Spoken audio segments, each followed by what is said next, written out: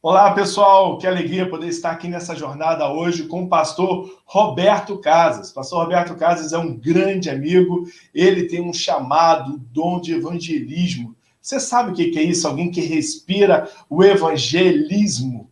É uma pessoa muito especial que vai estar compartilhando com você a vivência de longos, mais de 53 cursos na área de evangelismo, e ele vai estar trazendo para a gente aquilo que você precisa para a sua jornada, para a sua missão. Pastor Roberto Casas, seja bem-vindo aqui na jornada. Como é que o senhor está?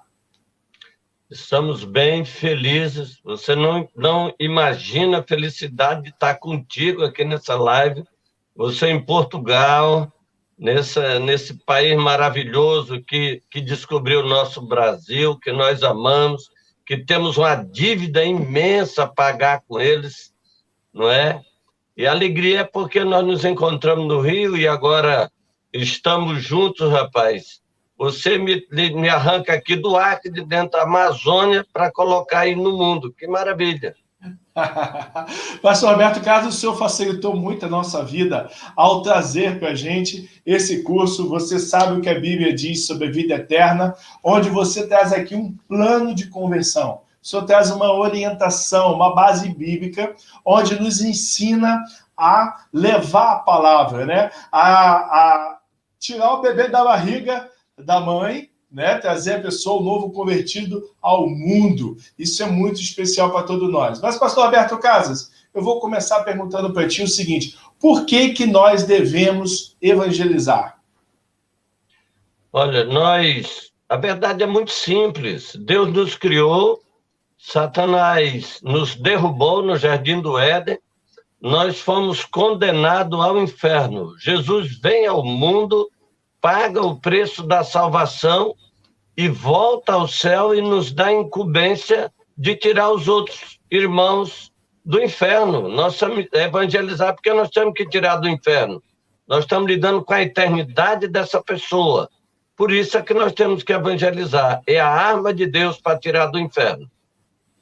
Então, o evangelismo não é uma condicional, né? Eu sou obrigado, uma vez que eu sei quem eu sou em Cristo, eu sou obrigado a compartilhar o evangelismo, não é isso? Olha, digamos, comigo, eu descobri que eu estava perdido e que ia para o inferno. Sim. E não sabia como me livrar. Eu participei de algumas religiões, entre elas o Espiritismo, que me deu um plano de salvação, não me salvou. E me deixou para lá e para cá. Quando eu encontrei Cristo, aí eu tive o entendimento, o nascimento espiritual, a certeza de que eu estava salvo do inferno eterno. Ora, se eu fui salvo, tenho essa convicção, e não compartilho o outro com os outros que o Adão derrubou também e que o diabo quer levar para o inferno, se eu não levar a salvação, no meu entendimento, por causa do Espírito que entrou em mim, se eu não levar, é porque eu não tenho esse Espírito. Porque quando eu estava no espírito da queda, eu queria derrubar os outros. Eu arrastava para o pecado. Agora que eu sou salvo, eu vou arrastar para a salvação. O que é que ainda vamos fazer na Terra se essa não for a maior missão? Uau, verdade, é verdade. Se você crê na sua salvação, se você crê naquilo que Deus fez por você, você tem que anunciar o evangelho. Então, o senhor está dizendo para a gente que o ato de evangelizar não é apenas para quem tem dom de evangelismo, ou é exclusivo para aquele que foi chamado para o evangelismo? Os dons é uma capacitação para a igreja, mas evangelizar é uma missão para todos. Quando Jesus Cristo chamou os apóstolos, ele disse para irem e fazerem discípulos. Ele não chamou só o apóstolo Pedro. Por exemplo, Tiago não tinha o dom de evangelizar, mas tinha missão. No debate de Atos 15, quando Pedro toca no assunto que ele foi o primeiro despertado a evangelizar os gentios, Tiago entra e diz, e isso está de conformidade com a Escritura, o evangelista evangeliza mais, mas ele tem que treinar a igreja para evangelizar. Todos sabemos dos 5 ministérios, apóstolo, profeta, evangelista, pastores e mestres, para aperfeiçoar os santos para o ministério. Ou seja, o crente tem que aprender a apostolar, profetizar, evangelizar, pastorear e ensinar. Por que vai tirar o evangelismo e por que essa guerra? Porque Satanás entrou aí. Ele sabe que o evangelista é para tirar do inferno. A nossa maior batalha não é evangelizar, porque temos uma missão. Se o cara quiser um chamado específico, é para não evangelizar, porque para evangelizar já tem a ordem. As pessoas estão em desobediência à palavra, o ID, não é? E estão arrumando desculpa, dizendo que não tem o dom. Não está faltando dom, não. Está faltando responsabilidade. Uau. E nós não... Eu quero até dizer o seguinte, todo mundo vai prestar conta da sua missão. Como é que uma pessoa passa 10 anos e não leva ninguém a Jesus? Como é que a pessoa passa um ano? Como é que uma pessoa passa um mês? Então, o que é que o camarada está fazendo na Terra? Nós só temos tempo de evangelizar agora, depois não teremos mais. Então, pastor Roberto Casas, nós encontramos em muitas igrejas que nós damos mentoria, que nós conhecemos, que nós nos relacionamos, né? As igrejas que trabalham com os pequenos grupos, por exemplo, com as células, né? O que comumente acontece? Eu abro uma célula, é uma festa, né? A célula geralmente começa grande, porque eu trago as pessoas mais próximas de mim, família, os amigos mais próximos, mas depois de um tempo essa célula começa a cair, entrar no declínio, até chegar ao ponto de morrer. Eu creio que isso acontece por causa de um evangelismo, né? A célula, o pequeno grupo, ele precisa ser alimentado por ações de evangelismo, correto? Olha só, toda célula nasce para morrer. Toda célula nasce para morrer. Agora, toda célula tem um DNA que ela vai se multiplicar. A vida da célula está na multiplicação. O DNA da célula é o evangelismo. Ir para a célula é como ir para missões. O que é que eu vou fazer em missões? Evangelizar. O que é que eu vou fazer na célula? Evangelizar. Indo em qualquer lugar, meu irmão. Seja na célula, seja no supermercado, seja na academia, a missão é evangelizar. Porque evangelizar é o primeiro passo do evangelismo. O grande detalhe é que nós somos bons de estrutura, mas nós não fomos treinados para o evangelismo pessoal. Uau! Ou seja, nós somos muito fechados, né? Criamos grandes estruturas para dentro da igreja para alcançar aqueles que estão, como o senhor falou, né? Os ministérios, os dons para servir a igreja, mas nós esquecemos também de servir aos que estão fora da igreja, né? A palavra igreja, por exemplo, ela vem do grego eclésia, mas ela é um acrônimo de duas palavras, o ek e o kaleu. O ek é para fora e o kaleu chamado para fora. Então, a cruz, a igreja, ela tem um chamado para fora das suas quatro paredes. E por conta dessa falta de sair das quatro paredes, é que faz com que as células, a igreja, o ministério, ele entre em declínio ao longo do tempo, porque ele perde mais pessoas do que ganha. Além do problema de consolidar e discipular as pessoas, tem a falta do evangelismo. Pastor, qual seria o conselho que você daria hoje para um missionário, uma igreja, um líder de célula, um líder de discipulado pudesse fazer para evangelizar? Eu queria dar uma estatística, que apenas 1% da população mundial cabe nos atuais templos construídos no mundo. É impossível ganhar o mundo dentro de uma igreja, porque não cabe. Então, Satanás enganou. Nós não somos filhos de templo, nós somos filhos de Deus. E se não sair para pregar, é porque não tem o Espírito de Deus, que o Espírito de Deus veio para evangelizar o mundo, não foi para morar dentro dos templos. Quando Jesus treinou, ele não levou para o céu, ele enviou as nações. O conselho que eu vou dar é o seguinte, primeiro, saber se essa pessoa é salva. Ao longo dos meus 44 anos de experiência, eu descubro que as pessoas não têm coragem de evangelizar porque não sabem. Não sabem evangelizar porque não foram evangelizadas direito. Elas nunca nasceram do Espírito.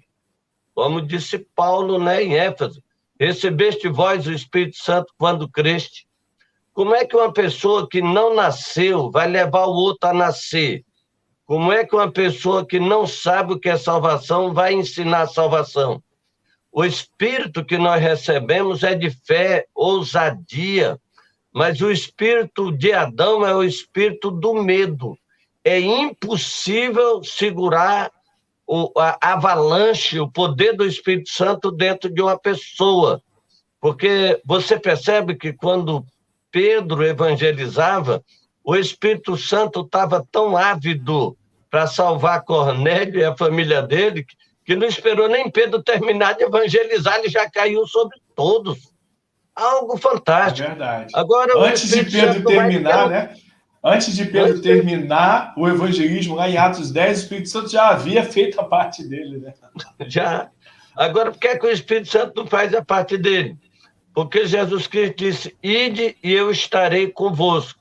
A palavra diz assim, ó, vai, porque eu vou te dar a palavra naquela hora. O Espírito Santo dá a palavra na hora que está evangelizando. Mas deixa eu dizer o grande detalhe para mim. Só tem o Espírito Santo quem foi evangelizar direito, quem nasceu. O Espírito usa o nosso espírito, ele fala com o nosso espírito. Então, eu diria o seguinte, primeiro conselho, todo membro de igreja que não evangeliza não está cumprindo a missão, está em desobediência. Só tem duas razões. Ou ele está sendo enganado, iludido pelas coisas desse mundo, ou ele nunca nasceu do Espírito. Então, ou ele se posiciona, porque ele vai ter que dar conta disso, querendo ou não, gostando ou não, ele vai ter que tirar a pessoa do inferno. Por exemplo, Jonas foi pregar emburrado, chateado, fugindo, mas foi. Mesmo emburrado, converteu os 40 mil pessoas.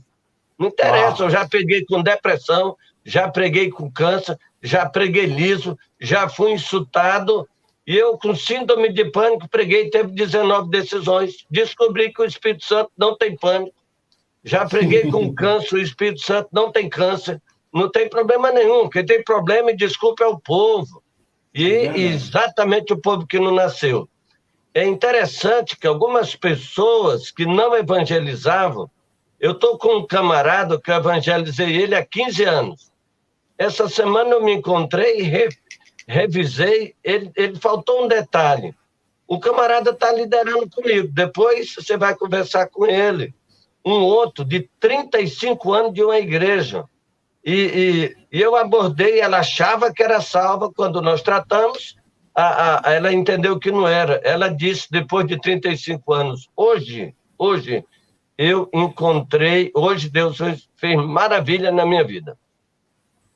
Então, eu tenho algo a dizer muito especial para a igreja no mundo, a igreja de Jesus, certo? Lógico que eu fiz 53 cursos, mas o Novo Testamento eu já li umas 300 vezes. O livro de Atos eu perdi a conta. Só 18 planos de evangelismo eu achei no livro de Atos. E o que eu somei não foi nem um curso. Eu somei todos os evangelismos em Atos e fiz uma harmonia dessas abordagens. Então, eu sou completamente bíblico. O Espírito Santo vai usar a Bíblia que ele revelou. Lógico que pode ter outras revelações, mas eu trabalho dentro disso.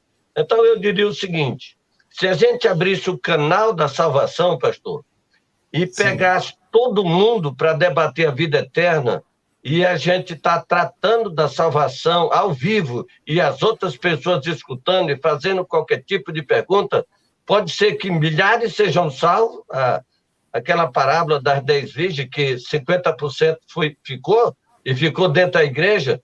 Nós temos que começar o evangelismo dentro da igreja. Apolo, em Atos 18, era pregador, pastor, apologeta perdido. Quem evangelizou ele foi Áquila e Priscila. os 12 em Éfeso não eram salvos, né? A igreja da Galácia, Paulo diz assim, eu não sei mais o que falar. Como é que uma pessoa que é salva vai escutar um judeu dizer que tem que guardar o sábado para ser salvo? Foi o sábado que foi crucificado, o sábado derramou sangue na cruz para perdoar pecado. As pessoas parecem que não leem, é a Bíblia, sabe? Então é por aí. Então você crê que nós precisamos, sim, ir para fora, sim, cumprir as nossas missões, mas precisamos reavaliar dentro da igreja essa estrutura, né? Essa questão da salvação. Muitos estão no meio dos salvos, mas não estão salvos, né? E outro fato interessante que o senhor colocou é que todo membro que não evangeliza não cumpre a sua missão, e que a célula, o pequeno grupo discipulado, é a missão que Deus lhe confiou. Então você precisa evangelizar constantemente. Eu quero aqui quebrar uma premissa de que o meu chamado é para evangelismo. Eu não discipulo, eu não sou mestre. O meu chamado é para ser mestre. Eu não preciso evangelizar. Meu chamado é mestre. Não, meu chamado é para ser levita. Eu não preciso evangelizar. Isso não existe, correto, pastor? Claro. Primeiro, essa pessoa não lê a Bíblia. Não lê a Bíblia, não vai pensar segundo a Escritura. Porventura ele não leu que Jesus mandou todos irem. Se fosse só Pedro que era evangelista, ele tinha mandado Pedro vai evangelizar, deixa os outros dentro da igreja. Mas cada discípulo foram para um país diferente. Cada um deles foram espalhados no mundo inteiro, sabe? Vê lá onde é que João morreu. Vê lá onde é que Pedro morreu. Vê lá onde é que Paulo morreu. Vê lá... Pessoas foram para a Índia mesmo, para a África, e foram espalhados, não é? Então, eu só quero fazer uma colocação também, o seguinte, eu acho que o analfabetismo bíblico é o maior problema do mundo. Rapaz, as pessoas são filhos da teologia, não são filhos da Bíblia. Não conhece Bíblia, discute teologia, não discute Bíblia. Um pastor me escutou essa semana, aceitou Jesus. Qual é o meu problema? Eu digo que tu foi para o seminário, encher tua cabeça de reflexão, a mesma que está matando os Estados Unidos, que já matou a Europa, e quer matar aqui no Brasil, e eu estou numa guerra louca para botar a Bíblia na cabeça dos teólogos, que não tem Bíblia. É Poutilho, que é não sei o quê, é mais não sei o quê, e não conhece Bíblia, são analfabetos da Bíblia. Mas você fez uma colocação sobre a célula. A missão não é ir de fazer célula. A missão é ir de fazer discípulo.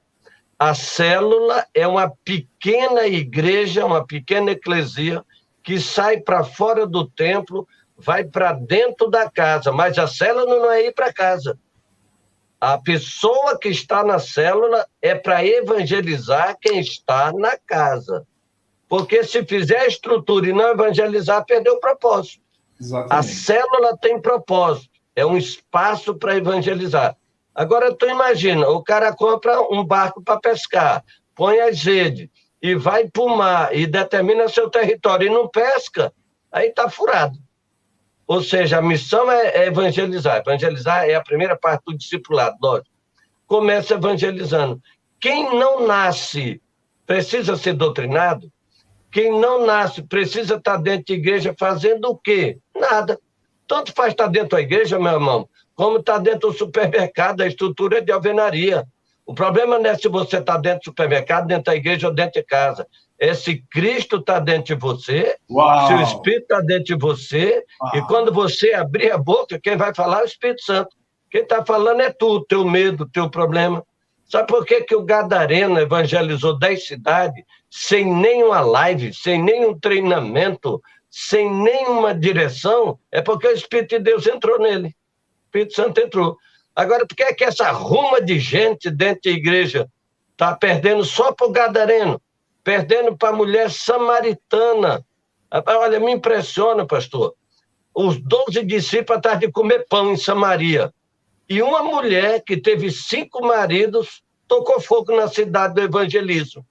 Então, esse pessoal que não tem uma experiência, e aquela mulher recebeu o Espírito Santo, né? Alguma coisa ali dentro dela que ela tocou fogo na cidade. Adianta ter 12 discípulos que só quer comer pão. Os caras ainda foram oferecer pão para Jesus. Ele disse: que pão, camarada? Eu tenho uma outra comida aqui, que eu estou comendo aqui, eu estou evangelizando. Quer dizer, ninguém tem que estar por aí preocupado com outra coisa. Uma alma vale mais do que o mundo inteiro. Deixa eu dizer ainda para a minha igreja, que se diz de Jesus Cristo, eu acredito que é, sabe? Se eu não partilhar do evangelho com os outros, o pão não multiplica, o pão não tem valor, Exatamente. o pão tá bolorento, tá mofado, meu irmão. A nossa razão de existir é levar o evangelho para fora, mas o evangelho que está dentro da gente é o que vai para fora. Sabe por que não vai para fora? Porque não está dentro de quem está dentro da igreja. É o que eu penso.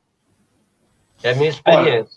Olha, bem interessante o que o senhor comentou aqui agora, né, que o pão se multiplica quando ele é partido, e exatamente isso, a igreja só cresce quando é partilhado o evangelho, a célula, o discipulado só cresce quando é feito o evangelismo. Bom, nós estamos falando de célula, discipulado, porque nós já cremos que você já faz a missão, talvez não saiba disso, mas se você tem célula, discipulado, projetos sociais, qualquer tipo de atividade, de evangelismo, você está fazendo missão.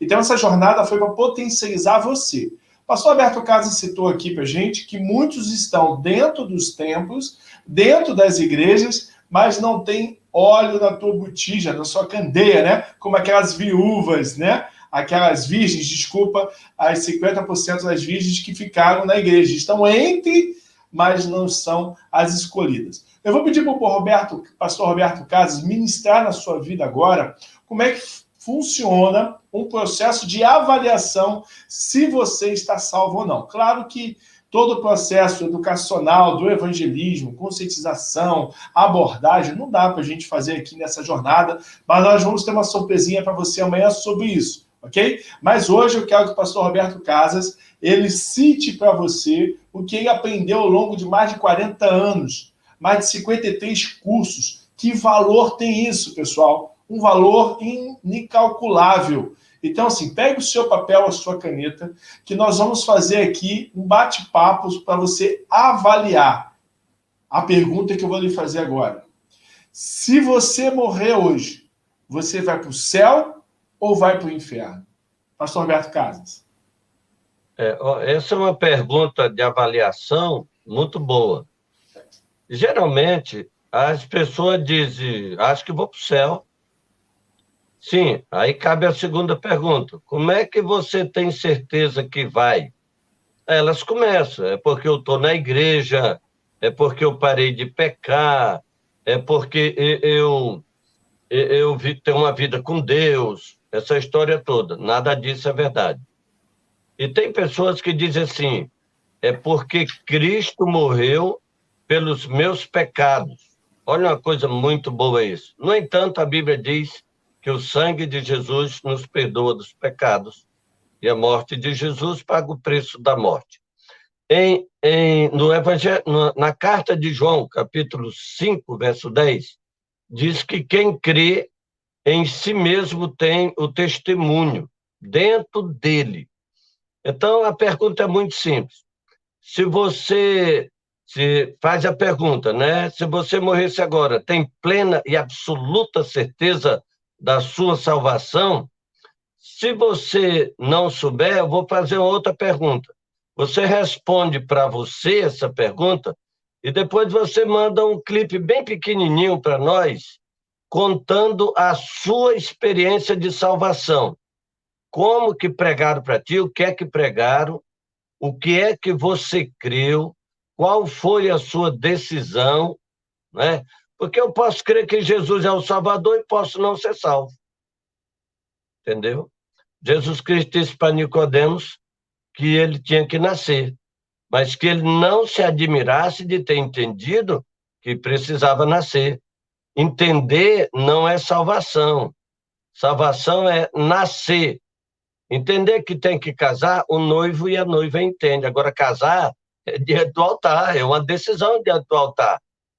O Wesley disse que o entendimento tomou lugar da experiência.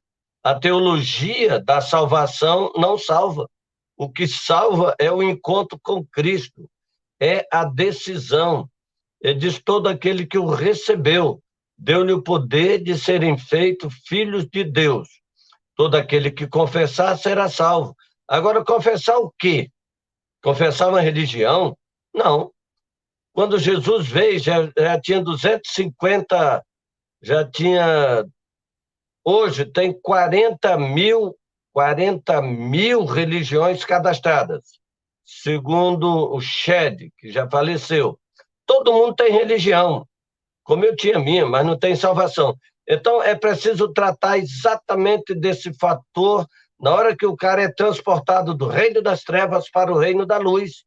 Ninguém é transportado na mente, é transportado por Jesus, mediante o sacrifício, mas tem que entender esse sacrifício para poder crer, para poder receber. É mais ou menos por aí, mas eu consigo avaliar melhor quando a pessoa responde a pergunta para mim. E a gente fica dialogando, porque é muito pessoal a decisão de cada um.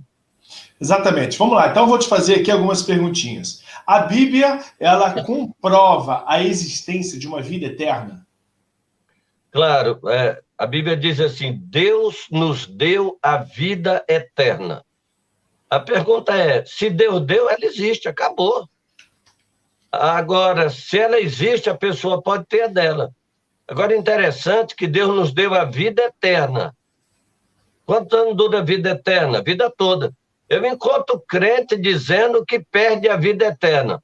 Aí não dá nem para entender que o cara não é eterno no corpo e ele recebeu a vida eterna. A vida eterna é maior do que ele. Aí ele diz que perde a vida eterna. Agora, se for de Deus, não perde, porque o dom é irrevogável. O dom é irrevogável. Então, a vida eterna é eterna. Então, a vida eterna existe e é dada. Quem recebeu, sabe que recebeu e tem. Quem não recebeu, não tem. E por que Deus nos deu a vida eterna? Como é que comprova isso? Como é que ele explica esse amor? Por que isso tudo existiu? Por que nós temos o direito à vida eterna? Olha, a experiência do mundo inteiro, Jesus Cristo falando disso, os discípulos te perguntaram assim: então quem pode ser salvo? Aí Jesus Cristo disse: para os homens é impossível. Então, para Deus é possível. O amor de Deus fez com que ele nos desse a vida eterna, porque é impossível para nós obtê-la.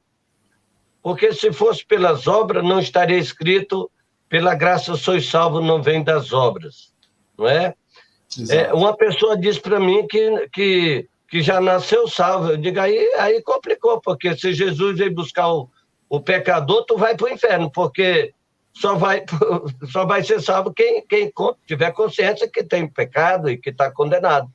Quem nasceu salvo? Então Jesus veio salvar o quê? Será que ele não tem entendimento do que veio fazer? É lógico que a pessoa que não tem entendimento que pecou, né?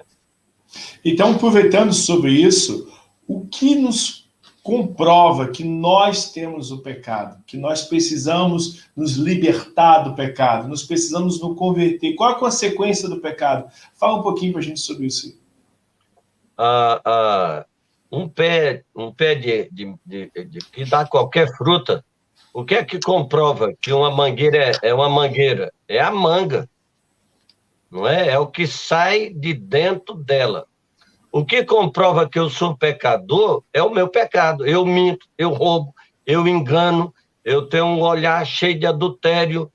Então eu posso não roubar, posso não matar. Mas Adão não roubou, não matou, não adulterou, não mentiu, apenas desobedeceu. Pecado é desobediência. Isso prova que eu sou pecador. E a Bíblia diz que o salário do pecado é a morte. Olha aí o problema. Se eu sou pecador e eu sou a testemunha contra mim mesmo, que muita coisa que eu não quero fazer eu faço, de errado.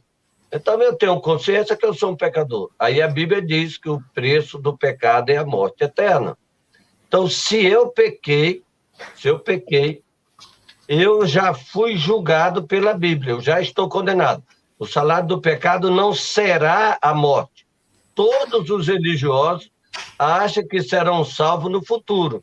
E todo o cara enganado pelo diabo dentro da igreja, ele acha também que vai ser salvo no futuro.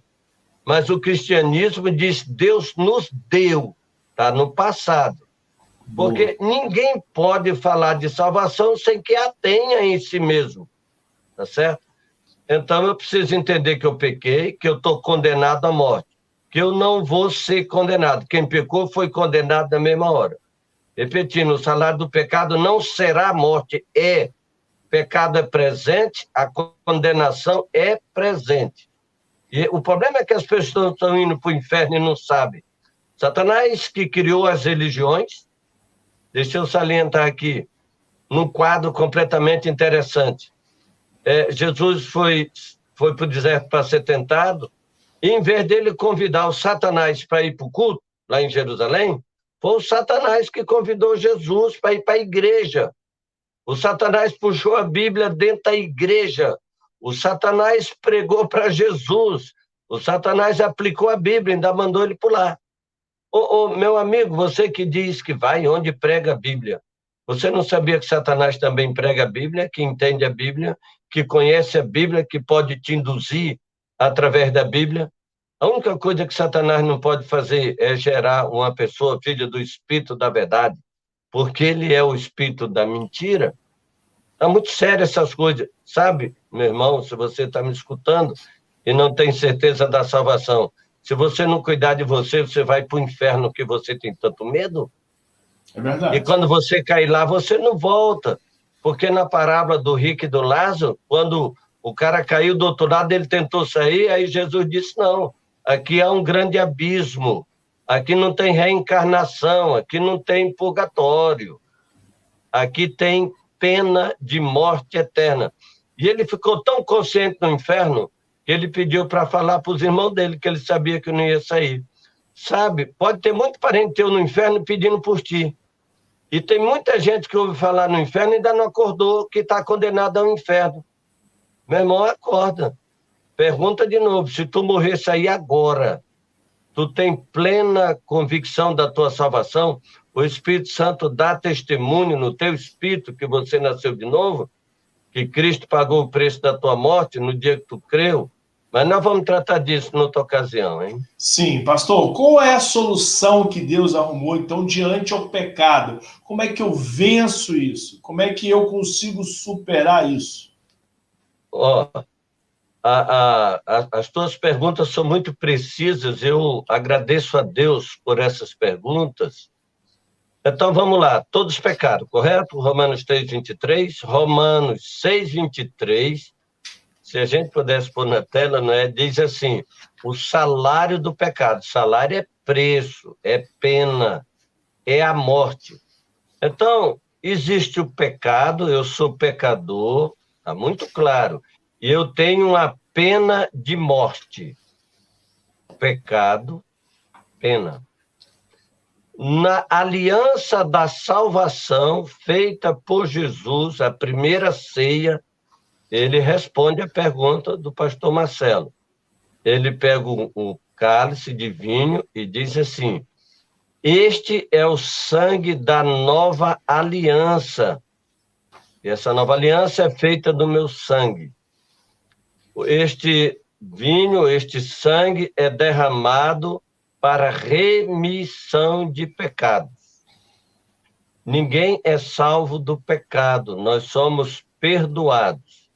O sangue continua vivo, para perdoar os pecados. Perdão de pecado é perdão de pecado. Mas nós não somos salvos do pecado. Se eu fosse salvo do pecado, eu não pecava. Eu sou salvo da pena. O salário do pecado é a pena de morte. Daí porque ele deu o pão e disse, esse é o meu corpo que é partido. Todo corpo partido, ele morre. Por isso que no sacrifício, lá em Israel, tinha que partir o animal, abrir, né, tirar as vísceras para fora, para provar que morreu. Jesus foi morto lá fora.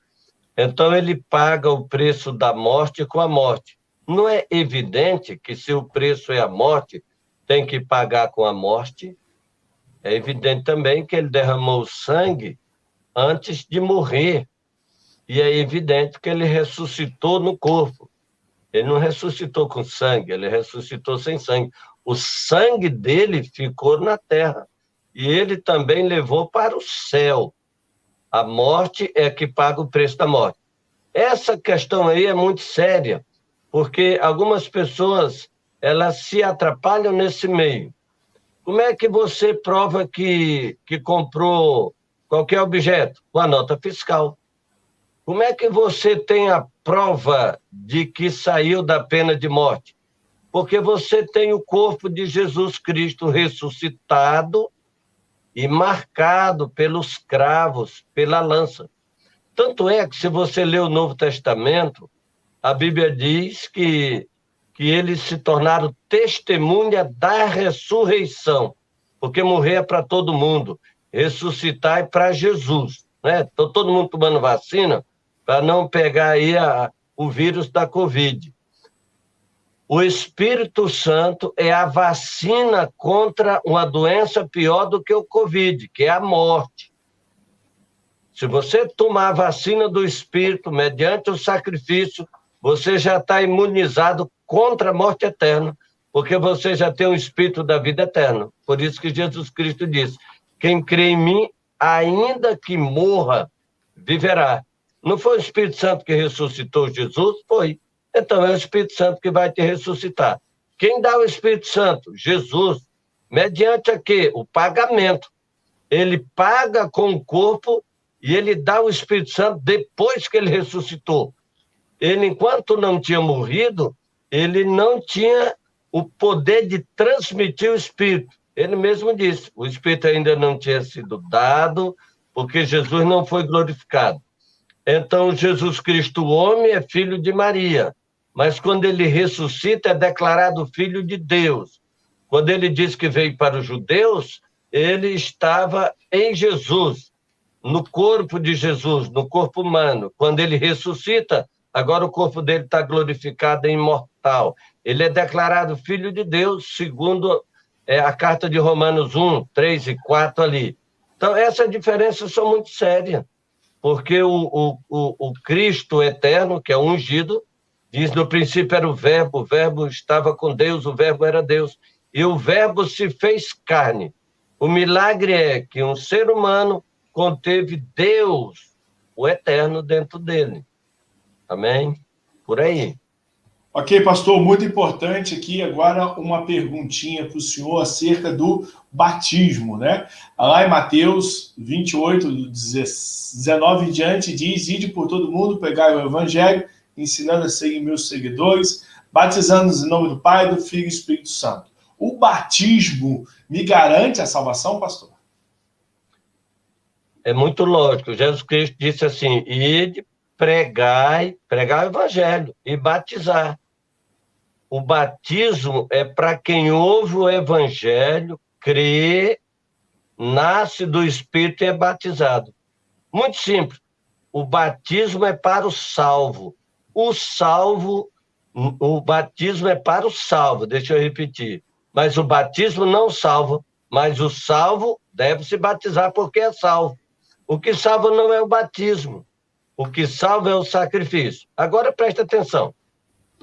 Batizai, olha aí, batizai em nome do Pai, do Filho e do Espírito.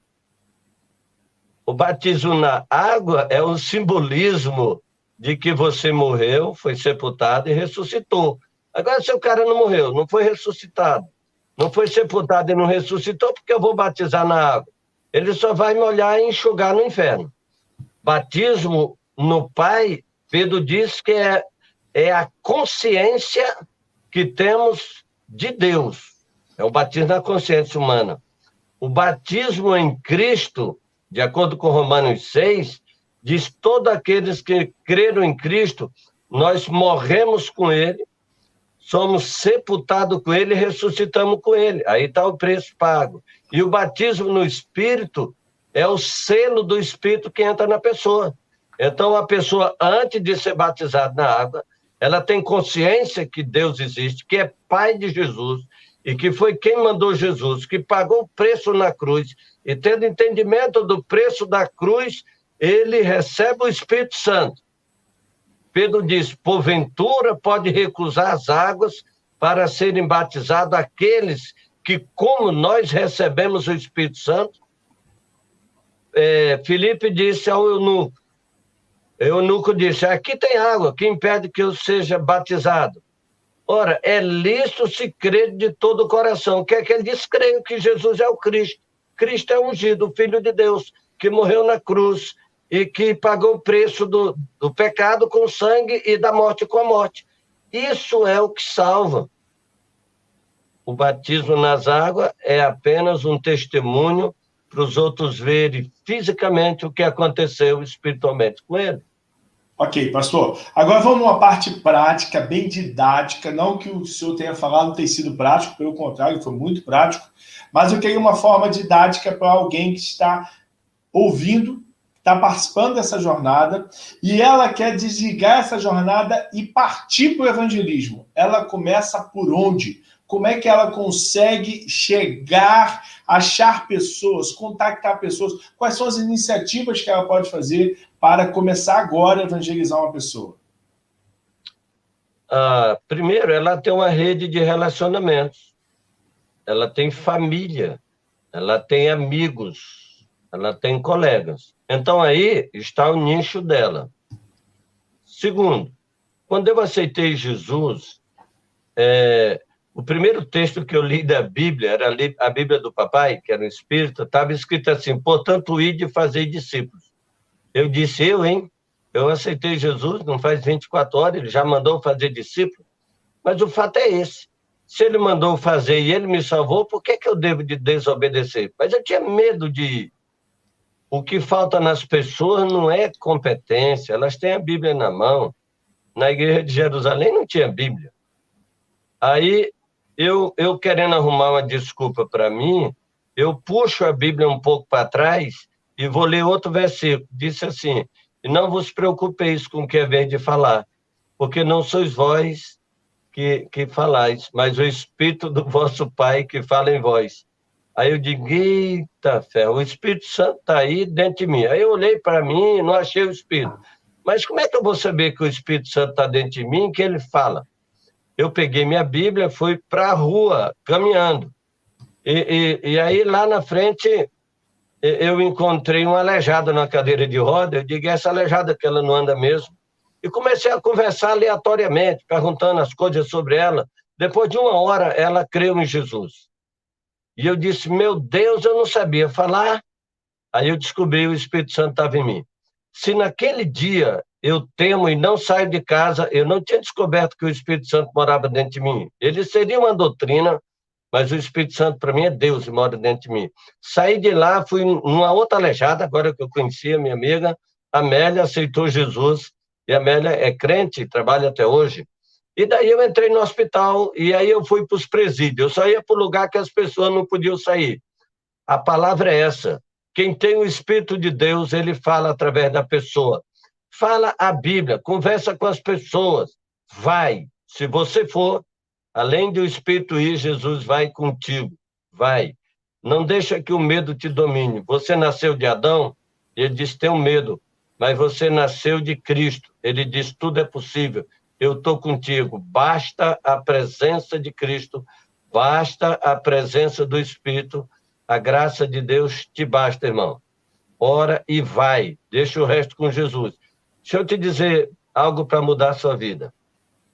Você não é responsável por convencer ninguém. Quem convence é o Espírito. E se a pessoa não for salva, pastor, ela que vai para o inferno, meu irmão. Mas tu cumpriu tua missão, correto? Não é os outros que determinam se tu vai ou não. Quem determina é Deus. E se tu é filho de Deus, obedece. Está escrito assim, em João 8, as minhas ovelhas ouvem a minha voz e me seguem. Se ele veio fazer discípulo, você vai fazer discípulo. A prova maior que você é discípulo é se você fizer outro discípulo. Se você não fizer, talvez você não tenha a mesma essência daquele que tu confessa e não tem. Fantástico. Agora, como um líder que está aqui na jornada, ele tem um grupo de células, ele tem um discipulado, como é que ele pode fazer agora para estimular o discipulado dele a começar a evangelizar? Vamos supor que um pastor queira mudar a cultura da igreja, né? Poxa, minha igreja é muito fechada, é muito introspectiva. Como é que eu levo ela para fora das quatro paredes? Como é que eu faço a cruz chegar lá fora? Como é que eu motivo a minha equipe para isso? É muito simples. O Rick Warren diz que se você quiser saber a temperatura da igreja, põe o termômetro na língua do pastor. As ovelhas não vão seguir o que o pastor prega, vão seguir o que o pastor faz. A ovelha não vê o pastor evangelizando, não vai evangelizar. A primeira coisa é o pastor chamar esses irmãos da célula de um por um e dizer: irmão, tem alguém na tua casa que não é salvo? Tem. Me leva lá. Aí ele prega para o camarada ver. Eu tenho um amigo, filho meu na fé, que se formou no seminário no Rio de Janeiro. E ele foi para uma congregação. Passou 4 anos lá e eu fui visitar. Quantas pessoas tu já levou para Jesus? Ele disse: nenhuma. Eu digo: o quê? Nenhuma. Mas por quê? Ele disse: não, eu não sou evangelista, eu sou teólogo, eu sou pastor e tal, esse negócio todo. Eu digo: não, rapaz, vamos lá, me leva aí numa pessoa dessas que tu conhece. Em 10 minutos a pessoa foi a Jesus. Uma outra pessoa, em 10 minutos foi a Jesus. Ele me viu, ele passou 4 anos dentro do seminário. Nenhum professor de evangelismo foi com ele na rua evangelizar. Eu fui com ele 2 vezes.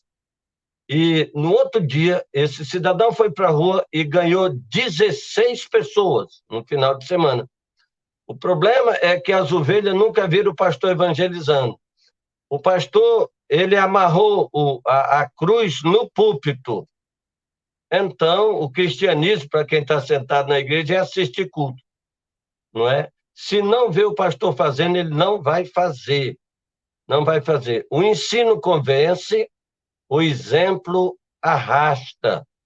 E um pastor não vai arrastar ninguém para a rua se ele não estiver na rua, se ele não estiver chegando domingo. Está aqui a pessoa que eu levei para Jesus, está aqui o meu novo decidido, aleluia. Da outra semana, ele filma. Posso mandar vários testemunhos dessa semana aí para você passar para as pessoas. Então, a missão é fazer discípulo. A missão do pastor não é só pastorear, esse é o dom, mas a missão dele é fazer discípulo. Você já imaginou se cada crente ganhasse um por ano? Né? O que é mais negligente hoje é que o pastor faça evangelismo pessoal. É isso aí, pastor. Muito interessante, nós estamos aprendendo muito sobre evangelismo no dia de hoje, o tempo é curto, não dá para abordar aqui todo o conhecimento do pastor Roberto Casas, mais de 40 anos, desenvolvendo com êxito esse dom de evangelismo. Nós vamos ter uma surpresa para você na live de amanhã falando sobre evangelismo, então você fica conosco, ok? Nós vamos estar passando as orientações para você. Pastor Roberto Casas, para nós finalizarmos aqui a sua participação nessa jornada, que contribuiu muito conosco, eu queria que o senhor fizesse uma oração para uma pessoa que deseja entregar sua vida a Cristo. Isso não só, caso tenha alguém nos assistindo que quer se converter, quer se entregar a Cristo, como também um modelo para aqueles que vão ao campo, agora mesmo, assim que acabar a nossa jornada, começar um processo de evangelismo. Como é que funciona essa oração e essa ministração sobre a vida dessa pessoa? Essa pergunta é muito interessante, eu preciso de 2 minutos aqui, pastor. A oração, ela é o parto da evangelização. É a mesma coisa que você comprar o remédio e ter que tomar, senão ele não funciona. É lógico que para funcionar o remédio, você tem que detectar a doença e você tem que comprar o remédio certo e tem que tomar. Eu vou dar a aplicação do remédio, como é. Amanhã nós vamos falar de como é o remédio, mas hoje eu vou falar como você toma, tá certo? Então, você pode orar de olho aberto ou de olho fechado. Eu vou ficar de olhando para você aqui. Eu faço assim, com a pessoa, na minha parte final, depois de ter evangelizado. Eu digo assim: ore comigo, e a pessoa vai orar. Eu digo assim: Repita aí, ó, repita aí do outro lado. Diga, Senhor Deus, eu sei que o Senhor me ama, mas eu já pequei. E por causa do meu primeiro pecado, eu estava condenado à morte e ao inferno. Mas reconheço que o Senhor mandou Jesus, o teu filho, e ele nunca pecou. No entanto, ele foi levantado numa cruz para morrer no meu lugar. Senhor Jesus, eu te reconheço nessa cruz como filho do Deus bendito, o Cordeiro, que nunca foi manchado pelo pecado. Pela fé, eu coloco as minhas mãos na tua cabeça, transferindo para ti a minha pena de morte. Muito obrigado, porque quando o Senhor morreu na cruz, o Senhor pagou a minha pena. O Senhor também derramou sangue aí na cruz para lavar meus pecados do dia a dia. O Senhor também me prometeu o Espírito Santo como testemunha. E o Espírito Santo é a única testemunha viva que viu o Senhor morrer no meu lugar e que está me vendo agora eu crer na tua morte no meu lugar e no teu sangue pelos meus pecados que eu cometi e vou cometer. O Espírito Santo também te viu, Senhor, ser sepultado, ele te ressuscitou e te levou à direita de Deus, Pai. Como o Senhor está glorificado, e o Senhor recebeu todo o poder nos céus e na terra, e o Senhor recebeu a promessa de nos dar o Espírito prometido. Das tuas mãos, pela fé, eu recebo o Espírito Santo no meu coração, como selo da salvação, como a garantia da ressurreição, desde agora e para sempre. Amém? Amém. Agora, eu vou fazer a última pergunta. Agora que você creu que é um pecador e que Jesus pagou o preço da sua pena na cruz, e você fez essa confissão, se você morresse agora, você tem plena e absoluta certeza da sua salvação? Você não dá para me responder, mas o Espírito Santo vai te ajudar a entender essa resposta. Se você nasceu de novo, você vai dizer tem. E se eu disser, mas você não pecou e o salário do pecado não é a morte, como é que você escapou da pena de morte? Se você responder assim, Jesus Cristo, o Cordeiro de Deus, o Filho de Deus, pagou o preço da minha pena uma vez por toda na cruz. Aí é o sinal que o Espírito Santo entrou em ti. Se você disser, não sei como é que é, não entrou não, porque o Espírito Santo é que dá testemunho na nossa consciência. Uau, pastor, muito obrigado aqui pela sua participação no Jornada. Com certeza você de casa, você que está nos ouvindo agora, participando aqui da jornada, tem muitas dúvidas, tem muitas perguntas que você queira fazer ao pastor Roberto Casas, escreve aí nos comentários, nós vamos tentar te responder, ok? Tentar retornar para você todas as respostas, mas amanhã, na live de amanhã, nós vamos estar falando um pouquinho mais sobre essa questão do evangelismo, e vamos estar trazendo uma novidade para você, algo que vai te ajudar muito a consolidar o seu aprendizado. Pastor Roberto Casas, o senhor tem 1 minuto, ou 1 minuto e meio, sei lá, 2, para deixar uma mensagem para aquela pessoa que assistiu agora a nossa jornada e está contagiada, empolgada, está animada para começar um evangelismo. O que o senhor poderia falar para essa pessoa, pastor? Depois que eu recebi o Espírito Santo, eu nunca parei. Avivamento é o Espírito em nós. Como o Espírito não sai de mim e não para, eu também não paro. Não dá para esfriar. O Espírito Santo está vivo dentro de mim. Eu nunca parei durante 44 anos. E agora que eu estou ficando bom mesmo. Agora que eu tenho mais experiência.